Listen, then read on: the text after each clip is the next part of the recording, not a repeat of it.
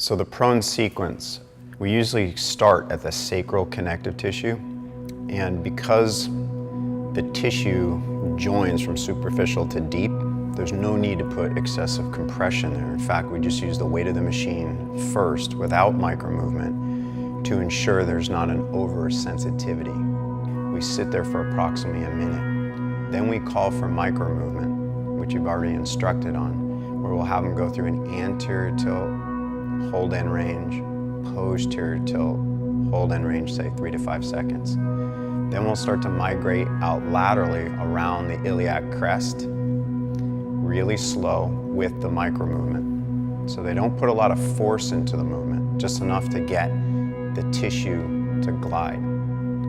All the way to the greater trochanter. And we'll spend some time there, maybe 2 to 3 minutes, seeing as a lot of tissues in the gluteal area can join into the greater trochanter.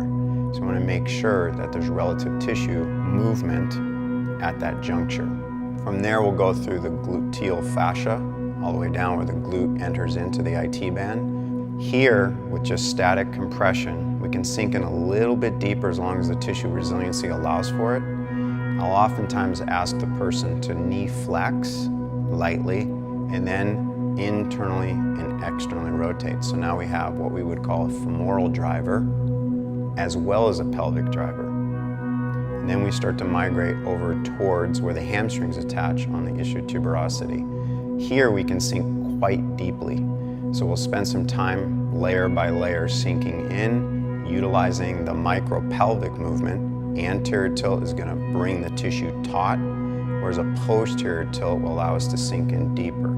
We're never pushing. We're allowing the weight of the machine and our own force on the machine to sink into the depths relative to the client's resiliency change. That's the key. If we push too hard, it usually creates this motor intention to withdraw away, and that is counterproductive. From here, we'll now go down the center of the leg, and our ultimate intention here is to split the hamstrings, if you will. So if you look at the anatomy of the medial hamstring and the lateral hamstring, we have different, what we would call windows or grooves.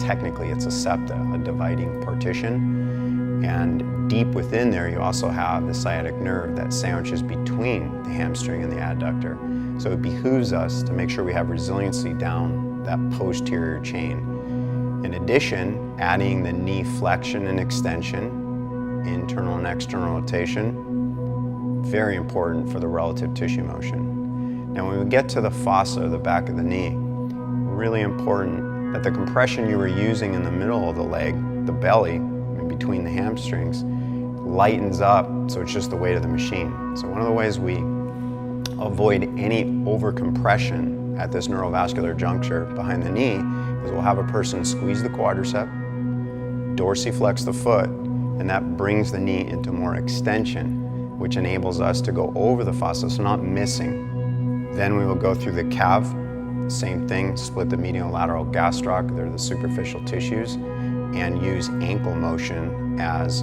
the driver for the relative tissue motion. So dorsiflexion. I'll have them just do nice easy circles, both counterclockwise, clockwise, and then go all the way. When we get to the Achilles tendon, right by the heel, we just sit on that region anywhere from 1 to 3 minutes.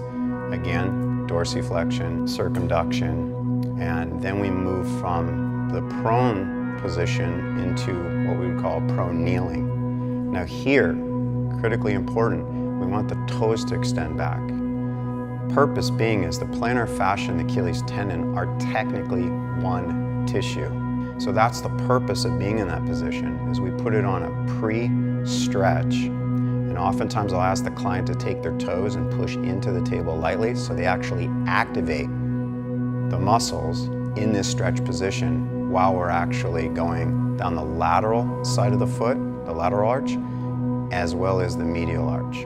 If we can get through the center, we'll do that, but oftentimes the tissue will push out so far, it behooves us more on the lateral part of the foot, and the medial part, we get much more benefit to that.